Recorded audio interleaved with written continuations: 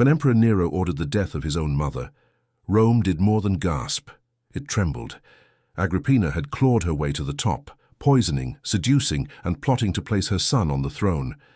But the boy she built into a god saw her not as a savior, but a threat.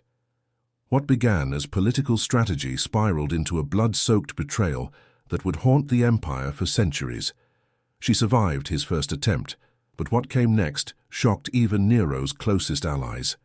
Comment if you saw it coming, like if this blew your mind, and subscribe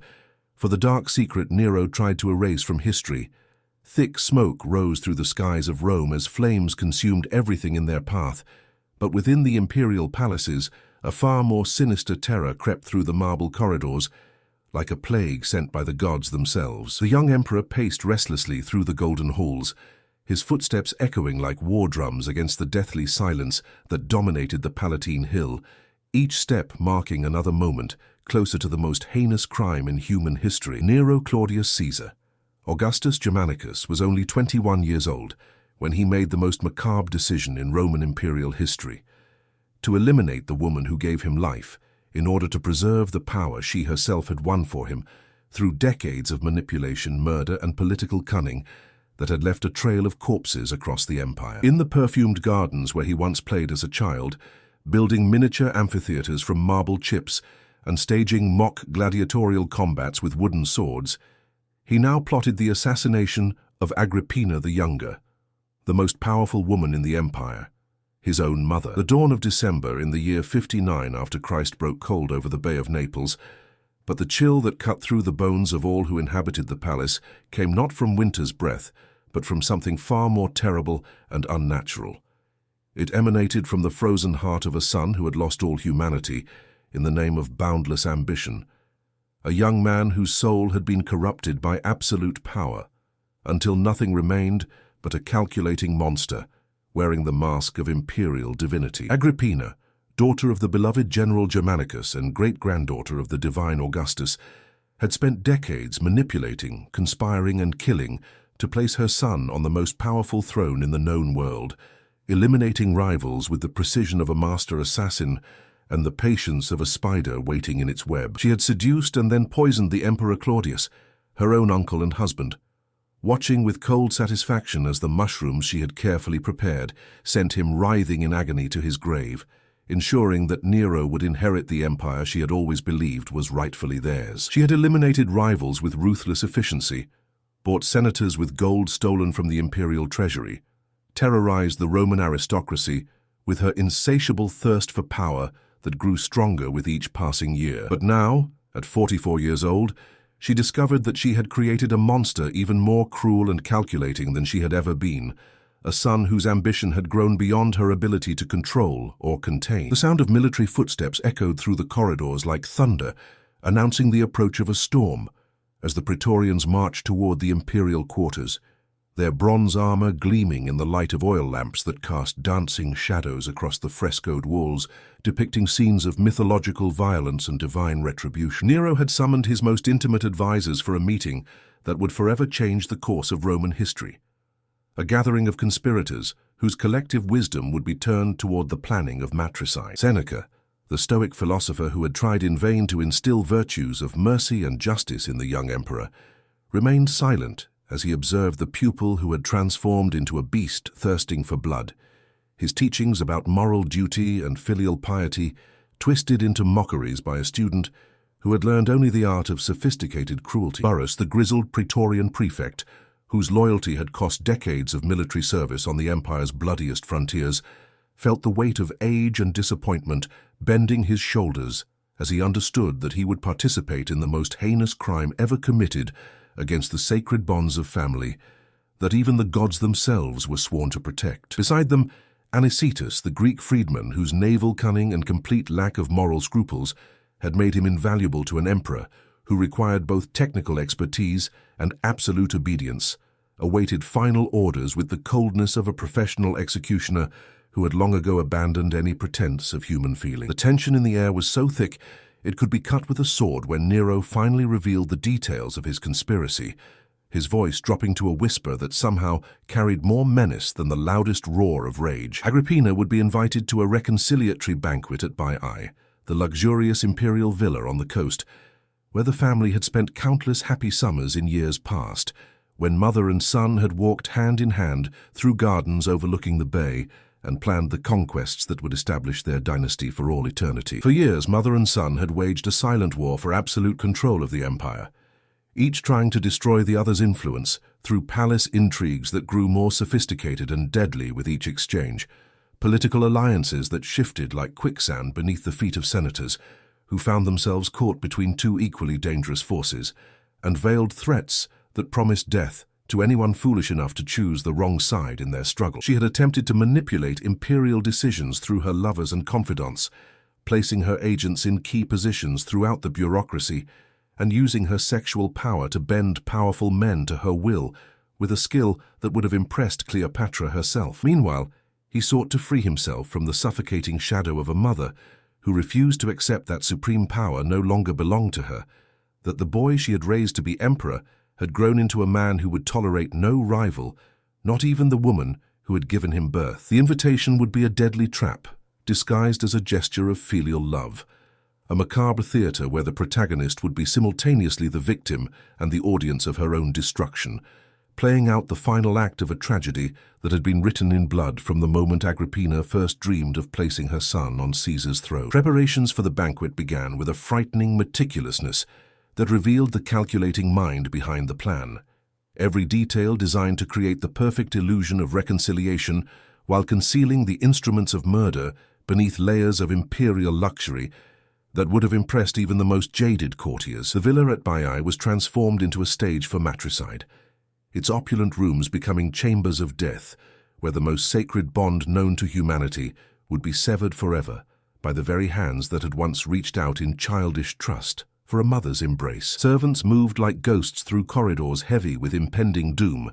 their whispered conversations carrying fragments of terror as rumors of the emperor's intentions spread like poison through the household, contaminating everyone who heard them with the knowledge that they were about to witness something so horrible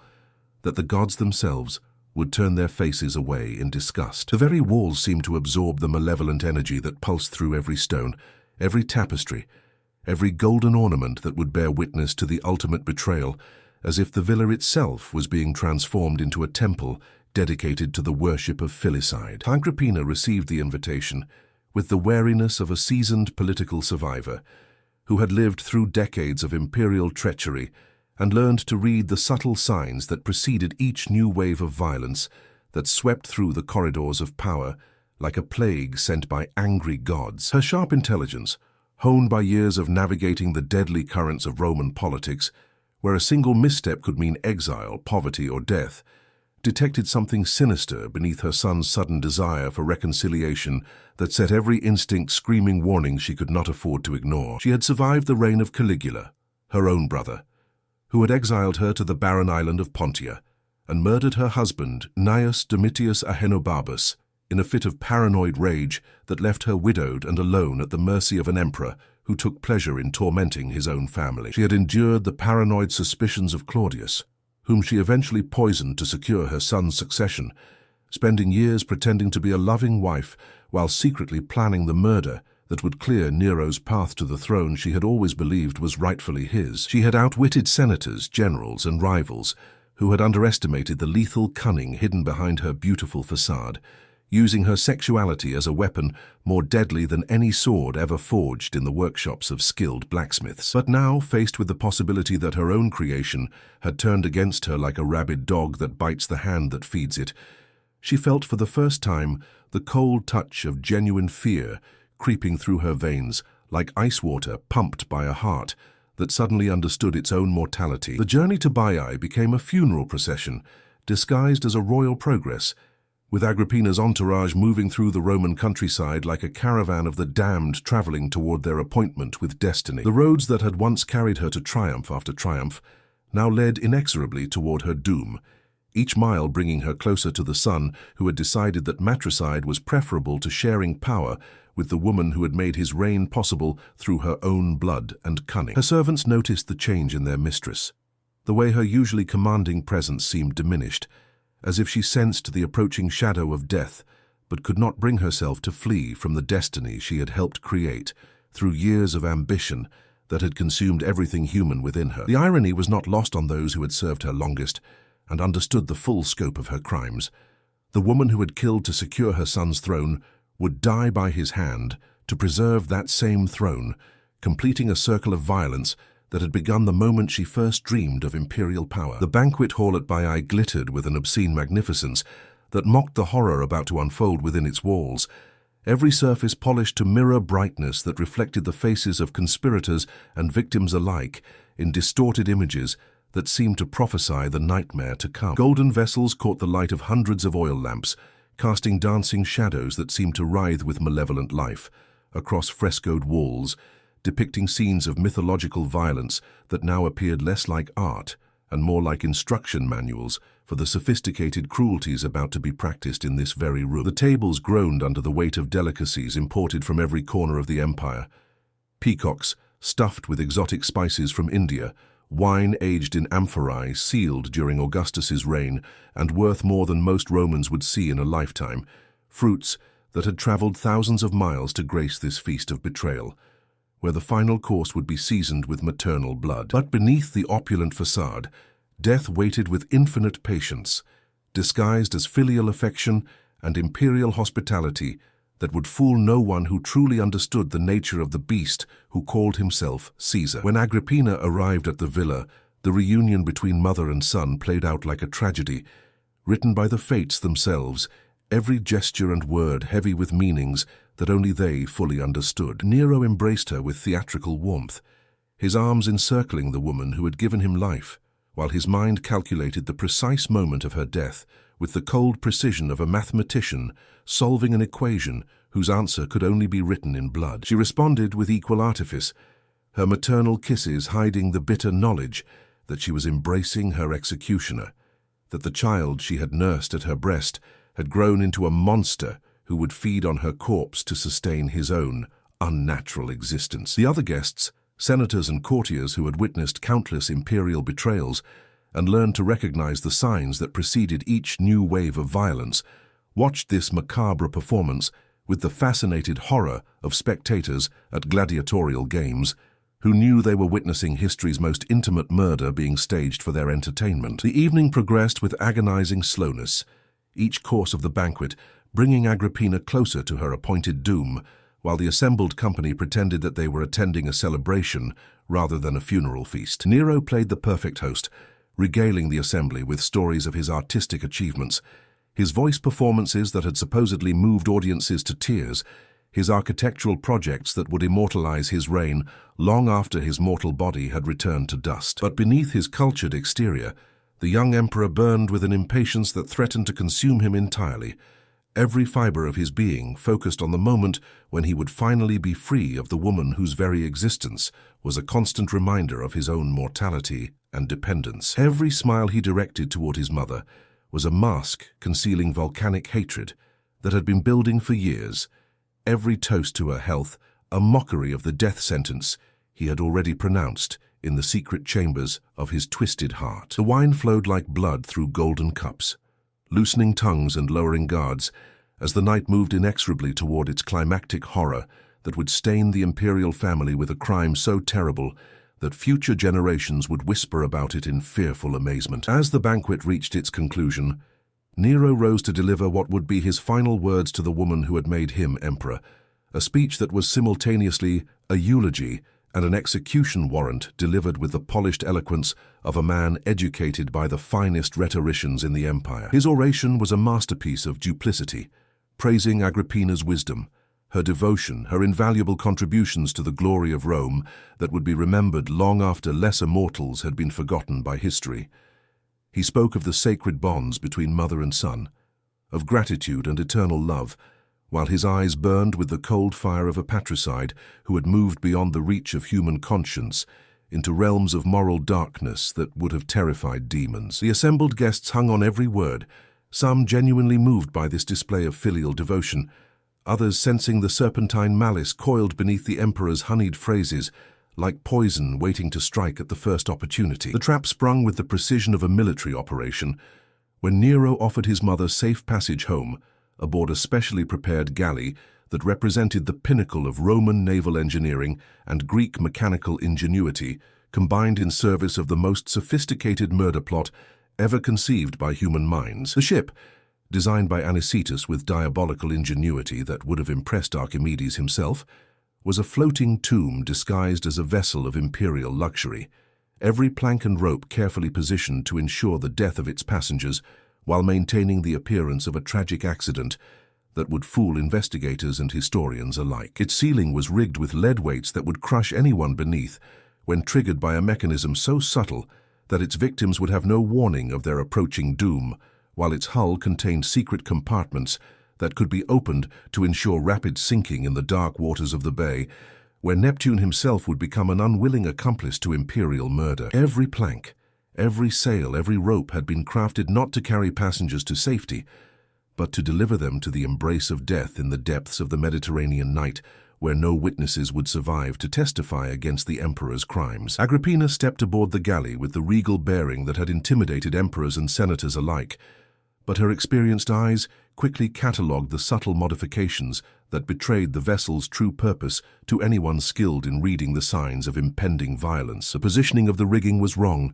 the weight distribution awkward in ways that no competent shipwright would have allowed, the crew too nervous for men engaged in routine imperial transport who should have been honored by the privilege of serving Caesar's family. Her freedwoman Acerronia,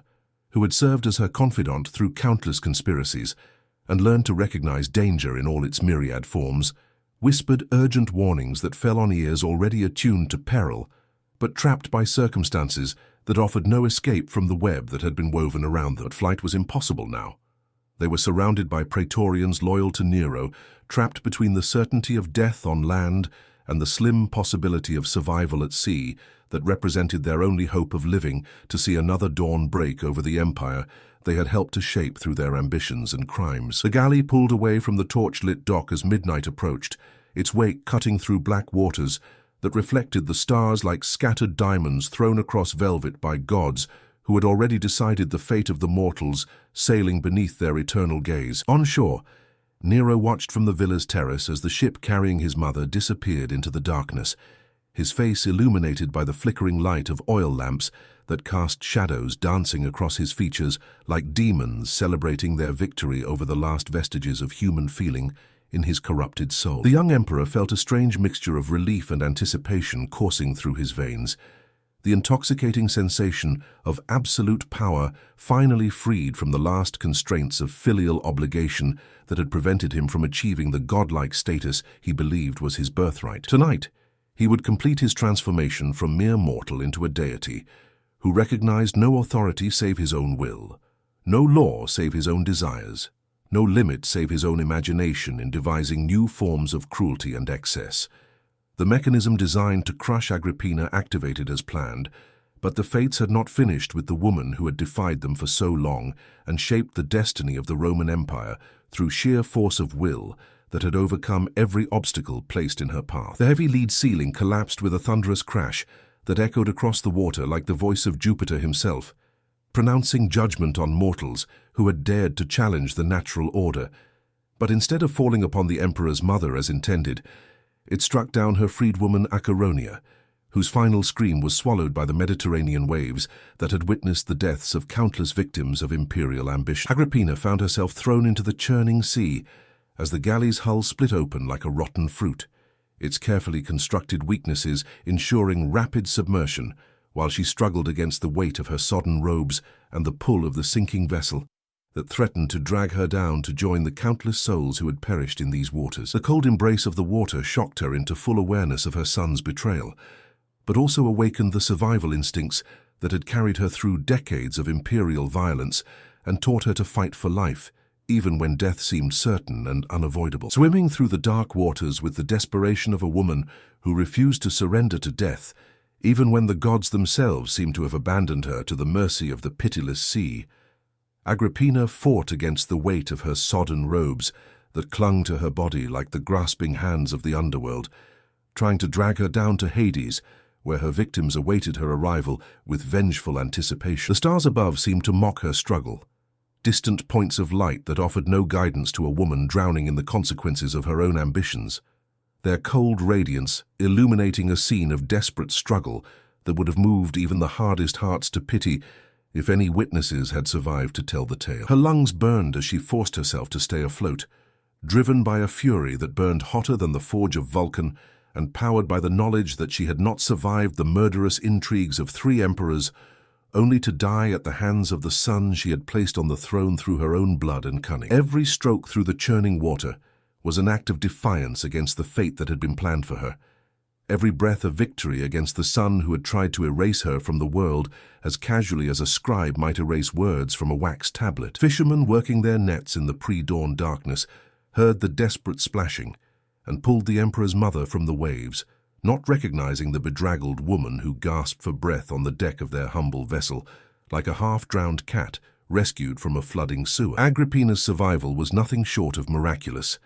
a testament to the iron will that had carried her to the heights of imperial power and sustained her through decades of political warfare that had claimed the lives of countless rivals who had underestimated her determination to live and rule. But as she lay shivering beneath rough woolen blankets that smelled of fish and honest labor, she understood with crystal clarity that her son had crossed a line from which there could be no return, that the boy she had birthed and molded into an emperor had become her executioner, and would not rest until she was safely dead and buried beneath the earth where her accusations could never reach the ears of senators or gods. Her continued existence was now an intolerable threat to his reign, living proof of his attempted matricide that could destroy him if she chose to reveal it to the right people at the right moment. News of Agrippina's survival reached Nero like a thunderbolt from an angry god, shattering his premature celebration and filling him with a panic more intense than any he had ever experienced in his pampered and privileged life. The failure of his elaborate assassination plot meant that his mother now possessed absolute proof of his matricidal intentions, evidence that could destroy him if she chose to reveal it to the Senate or the Praetorian Guard, who might still remember their oaths of loyalty to the woman who had been their patroness and protector. His advisors watched in horror as their emperor paced like a caged beast, his face contorting with emotions that ranged from rage to terror to a kind of manic desperation that spoke of a mind pushed beyond the boundaries of rational thought into realms of madness that threatened to consume everything in their path. The young man who had always prided himself on his sophisticated intelligence now revealed himself to be nothing more than a cornered animal, dangerous and unpredictable in ways that terrified even those who had helped him plan his mother's murder. The decision to complete the murder through direct violence was made in the grey hours before dawn,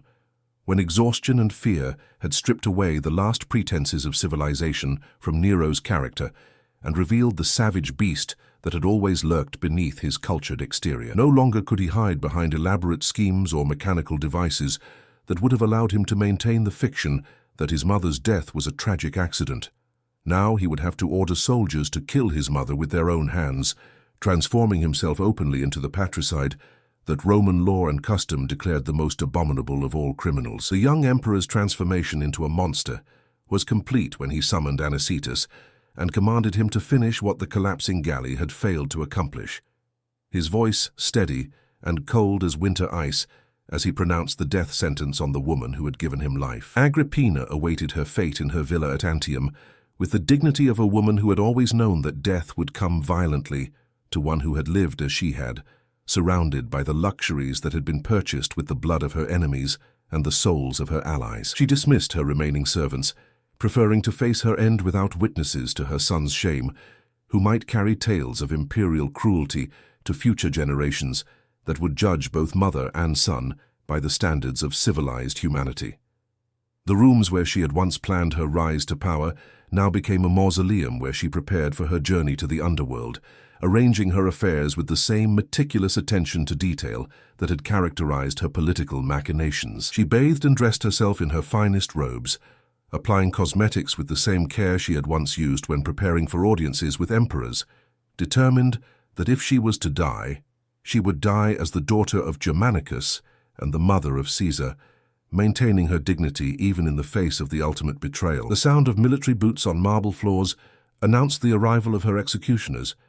But Agrippina did not flee or beg for mercy like a common criminal caught in some petty crime against the state. Instead, she stood in the center of her reception hall like a statue of imperial majesty,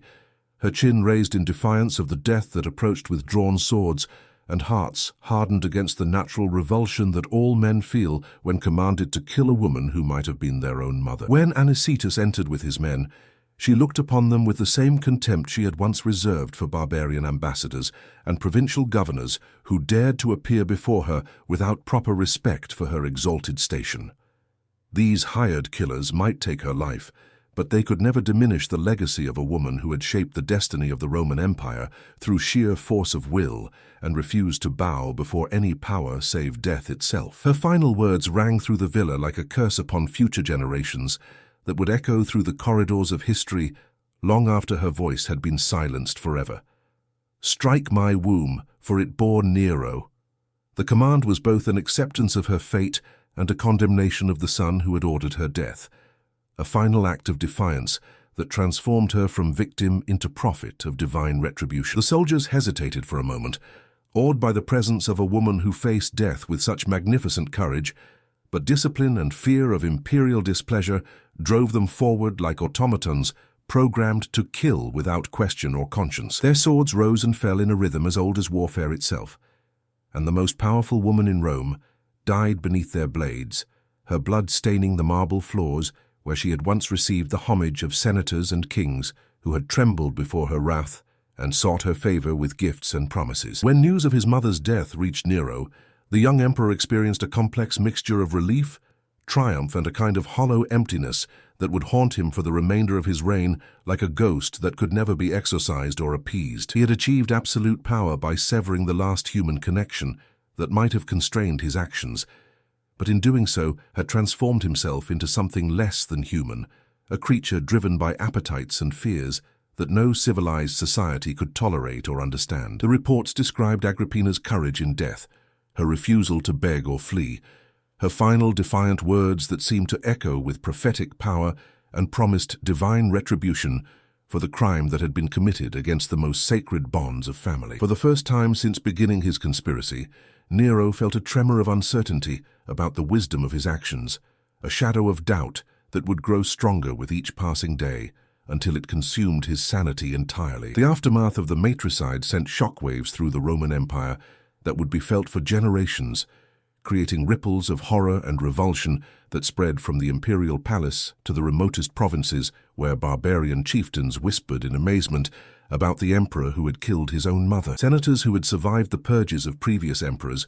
recognized that they now served a ruler who acknowledged no boundaries, no sacred bonds, no limits on his capacity for violence that might protect them from his paranoid suspicions and murderous whims. The Praetorian Guard, traditionally the guarantor of imperial stability and the protector of Caesar's family, found themselves complicit in the murder of the woman who had been their patroness and protector, their honor stained with blood that could never be washed clean. Common citizens throughout the empire whispered in horror about an emperor who had killed his own mother,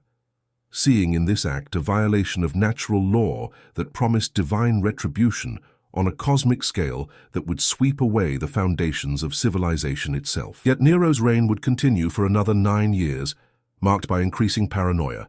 artistic pretensions, and acts of violence that grew ever more spectacular and senseless as his grip on reality loosened like sand slipping through grasping fingers. He would marry and murder wives with the casual indifference of a man selecting and discarding clothing, execute senators on fabricated charges that revealed the depths of his paranoid delusions, and eventually be declared a public enemy by the very Senate he had terrorized into submission through years of systematic brutality. But perhaps the most fitting punishment for his matricide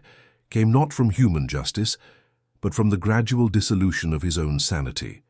as the young man who had killed his mother to preserve his power found himself increasingly isolated in a world where trust and love had become impossible luxuries for a ruler who had sacrificed his humanity on the altar of absolute authority. The aftermath of the matricide sent shockwaves through the Roman Empire that would be felt for generations, creating ripples of horror and revulsion that spread from the imperial palace to the remotest provinces where barbarian chieftains whispered in amazement about the emperor who had killed his own mother. Senators who had survived the purges of previous emperors recognized that they now served a ruler who acknowledged no boundaries, no sacred bonds, no limits on his capacity for violence that might protect them from his paranoid suspicions and murderous whims. The Praetorian Guard, traditionally the guarantor of imperial stability and the protector of Caesar's family, found themselves complicit in the murder of the woman who had been their patroness and protector, their honor stained with blood that could never be washed clean. Common citizens throughout the empire whispered in horror about an emperor who had killed his own mother, seeing in this act a violation of natural law that promised divine retribution on a cosmic scale that would sweep away the foundations of civilization itself. Yet Nero's reign would continue for another 9 years, marked by increasing paranoia, artistic pretensions, and acts of violence that grew ever more spectacular and senseless as his grip on reality loosened like sand slipping through grasping fingers. He would marry and murder wives with the casual indifference of a man selecting and discarding clothing, execute senators on fabricated charges that revealed the depths of his paranoid delusions, and eventually be declared a public enemy by the very Senate he had terrorized into submission through years of systematic brutality. But perhaps the most fitting punishment for his matricide came not from human justice, but from the gradual dissolution of his own sanity, as the young man who had killed his mother to preserve his power found himself increasingly isolated in a world where trust and love had become impossible luxuries for a ruler who had sacrificed his humanity on the altar of absolute authority. The ghost of Agrippina would haunt not only her son's dreams, but the collective memory of Rome itself, becoming a symbol of the terrible price exacted when political ambition overwhelms the most fundamental bonds of human relationship and transforms civilized beings into monsters worse than any beast that roams the wilderness. Her death marked the end of the Julio-Claudian dynasty's last pretenses to moral authority and inaugurated an age of imperial excess that would ultimately contribute to the empire's decline and fall, proving that even the mightiest civilizations cannot long survive when their leaders abandon the basic principles of human decency that separate civilization from barbarism. In seeking to eliminate the woman who threatened his throne, Nero had unknowingly weakened the very foundations of the power he sought to preserve, proving that some victories are indistinguishable from defeats and that the most dangerous enemies are often those we create through our own actions and choices, condemning ourselves to fates worse than any our victims ever suffered. Agrippina raised a Caesar and died at his command. Her final words condemned the very womb that birthed Rome's most feared tyrant. Nero thought killing her would make him untouchable. Instead, it unmasked him as a monster. His empire didn't collapse from outside invasion, but from rot within. If her death chilled you, like this video, subscribe for more shocking tales from the darkest corners of power, and comment on whether betrayal this deep can ever be forgiven.